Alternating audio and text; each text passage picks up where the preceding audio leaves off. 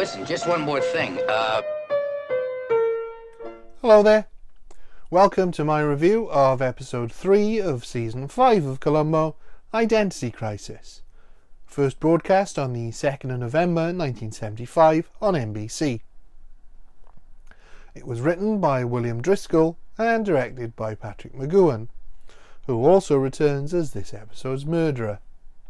The episode begins with lunatic British MP Michael Fabricant posing as a hotel porter to let returning actor Leslie Nielsen into a suite. Nielsen plays A.J. Henderson in this episode, a suspicious man who quickly puts his Do Not Disturb sign on his door before taking off his jacket to reveal a shoulder holster and the need for some antiperspirant. We then cut to Patrick McGoohan's Nelson Brenner on the phone in his office. Henderson gets a call from Brenner and they talk in code words before arranging to meet. They are both spies.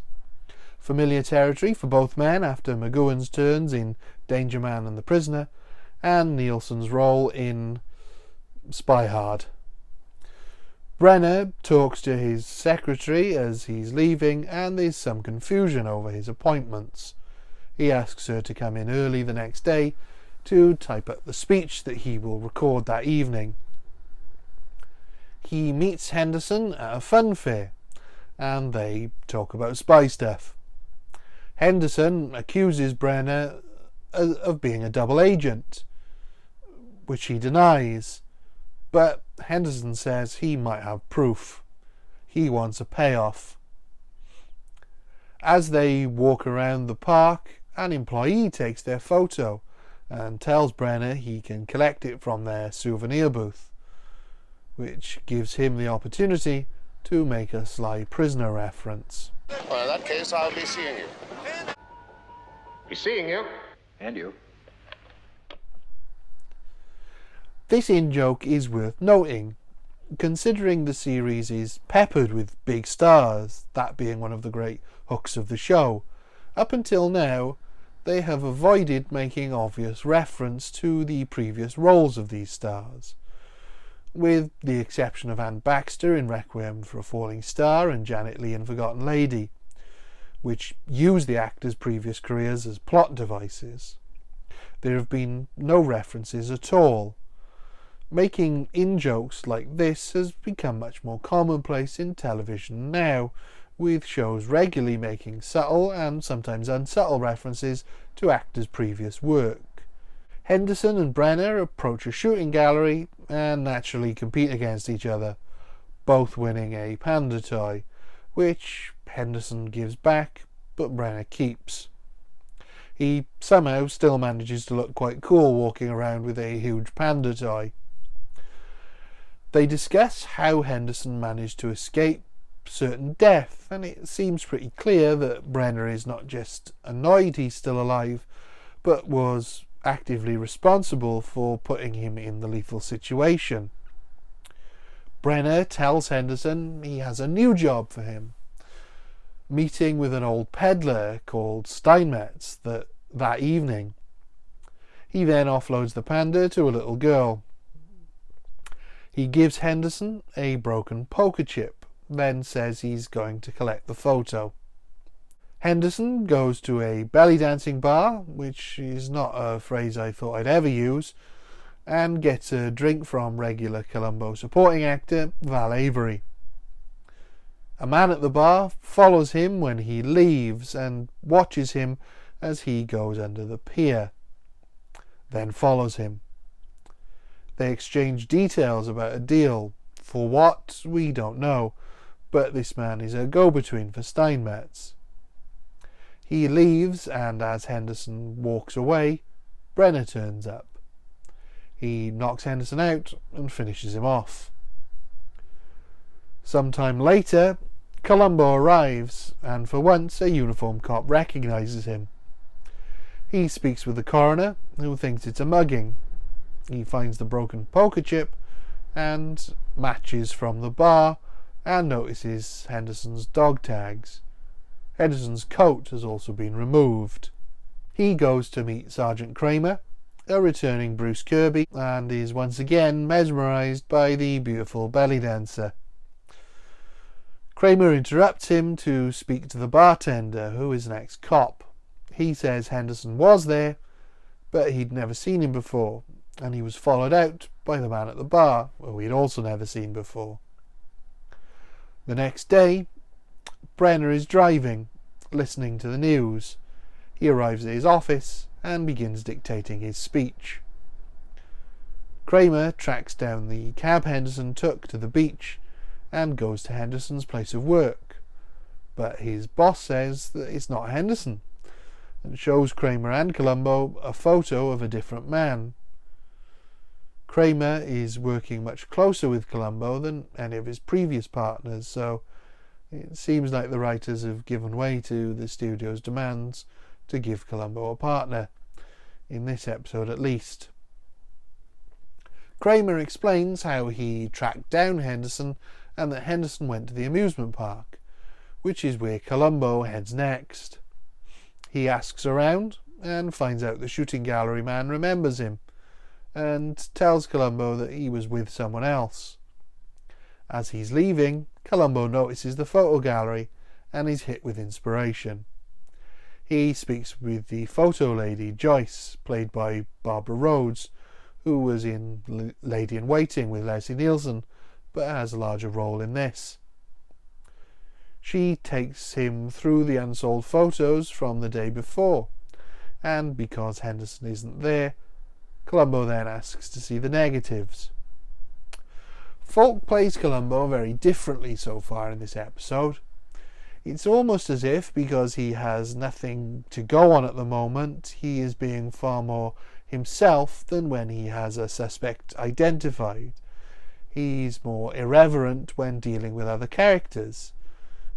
Shows you what a little perseverance can do. Now, wait a minute. Just a second. Let's not rush. Columbo notices Henderson in the background of one of the unclaimed photos, and Joyce is able to track down a photo with Brenner's face. Joyce says the man bought the original photo and the negative. Columbo tracks him down at a speech, we're not sure how, given by our sixth and final returning actor in this episode, Vito Scotti. Brenner denies knowing Henderson until Columbo shows him the photo. Brenner claims to be a businessman trying to steal Henderson away from his company. It's worth saying that McGowan plays Brenner so completely differently to how he played Rumford in By Dawn's Early Light. So casual, relaxed and playful, it's almost unbelievable it's the same actor.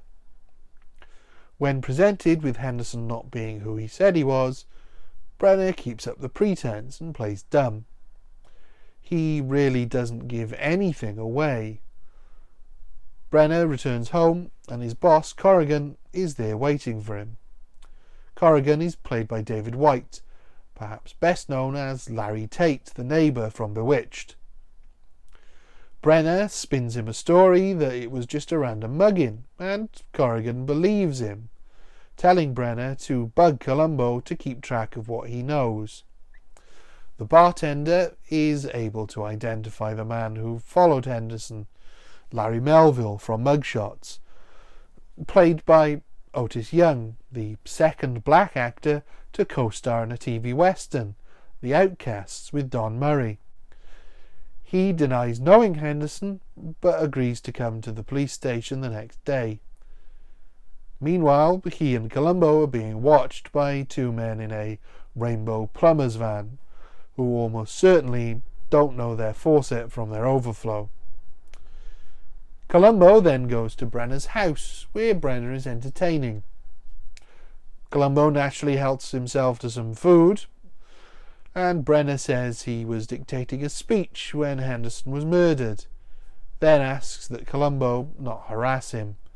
It would appear he's the first murderer to actually know something about how Columbo operates. Clearly not well enough, though, as when asked, Brenner tries to explain away some of the inconsistencies Columbo has with the apparent mugging. I think Columbo knows that he has his man already by this point. As they walk to his car, Columbo mentions that someone is following him, tipping his hand to Brenner just enough to make Brenner act. Melville gets a call to meet Steinmetz on a deserted road, and I think we know what's going to happen next. Despite a cunning disguise, the unmistakable voice gives away the fact that Steinmetz is Brenner. He finds out what's worrying Melville, who works for Steinmetz, without knowing he's Brenner, and Brenner, I hope this isn't too confusing, gives Melville the keys to a new car. Melville drives off and Brenner remotely detonates a bomb that was in the car. Poor Larry. Brenner then goes back to his own distinctive car, taking off his disguise and revealing to anyone who hadn't spotted it yet who he really is. Good news! Larry has survived and is in the hospital with Kramer and a sketch artist, but is only able to identify Steinmetz, not Brenner. Columbo is confirming Brenner's alibi with his secretary when Brenner arrives and chastises him for being there, when he knows they already have Melville in custody and he's identified Steinmetz. Columbo says there weren't enough explosives in the car to kill Melville, so it seems like there's something else going on. Brenner gets annoyed and tries to scare off Columbo. Columbo leaves and Brenner places a call to Corrigan. It seems like Brenner will now be taking more involved steps to stop Columbo investigating him further. Columbo goes to lunch, followed by the plumbers. Corrigan arrives with half a dozen agents, and one of the plumbers reveals himself to be CIA to Columbo. What I like about this scene is that all the agents all look like normal people. They aren't in sharp suits with earpieces or any of the other cliches. They really are in disguise. Columbo is taken to see Corrigan, who explains who Brenner really is. It's Columbo's turn to play dumb. Nelson Brenner.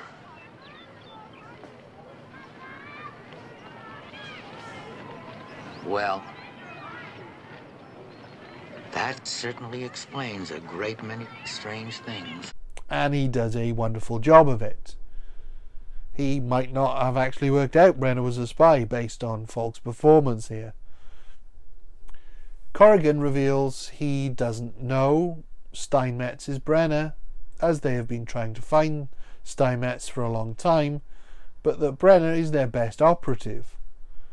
So if there are any inconsistencies that Columbo finds, it will be down to he and Henderson being spies. Brenner catches up with Columbo after this encounter and invites him for drinks, as he thinks he's safe. As we know, this is the kind of hubris that gets a murderer caught. Brenner reveals he had Columbo's house bugged, but it has now been removed. In a similar scene to By Dawn's Early Light, they share a cigar together, and Columbo looks over Brenner's various certificates and photographs. Brenner tells him he won't be able to read the certificates as they're in Latin. As he leaves, Columbo shows the sketch of Steinmetz to Brenner, and Brenner asks to keep it. Columbo then goes to see Vito Scotti and converses with him in Italian. Sì, Nelson entrò nell'ufficio alle 10 quella mattina con il discorso. Scusi, signor Dopon. Sì. Per conversazione ha una copia del discorso? Subtly demonstrating that he probably does understand Latin perfectly well.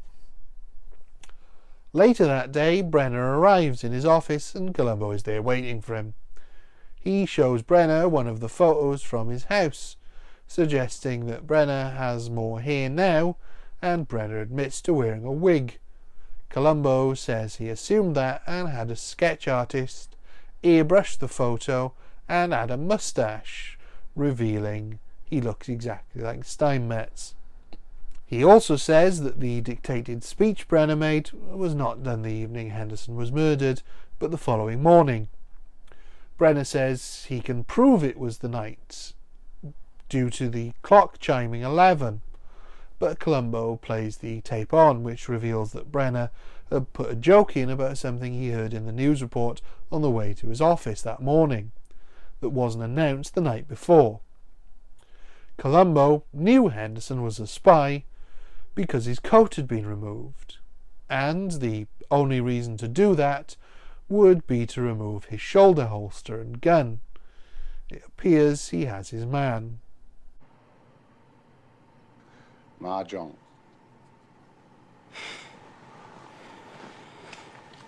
Mahjong. This is a strong second episode for McGowan, and he does a good job of directing it as well. Nothing flashy, but with a few interesting shot choices. There's a lot to like watching Falk give a more rounded performance, seeing Columbo himself in and out of character, perhaps influenced by McGowan's direction here. The spy drama is simplified enough so that we don't get bogged down with that side of the plot, and it's filled with great character actors doing great work and is a lot of fun. It does have some weak points though. Henderson, being a spy because he wore a shoulder holster, he's a little weak. I can believe that's what put Columbo onto the fact he wasn't simply mugged, but I'm not sure it's enough to confirm he was definitely a spy. That, combined with him not really being Henderson, might have been better, and a simple line of dialogue would have solved that issue for me. Also, the gotcha isn't particularly original. It's been set up beautifully, with us hearing the morning news as Brenner goes to fabricate his alibi.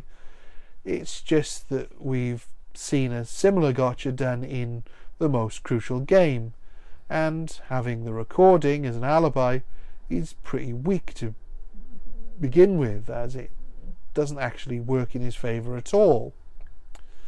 Overall, it was different and a lot of fun with great performances, but the plot was a little too weak in places to rank this episode too highly. For me, this is a 3 out of 5. Thank you. Goodbye.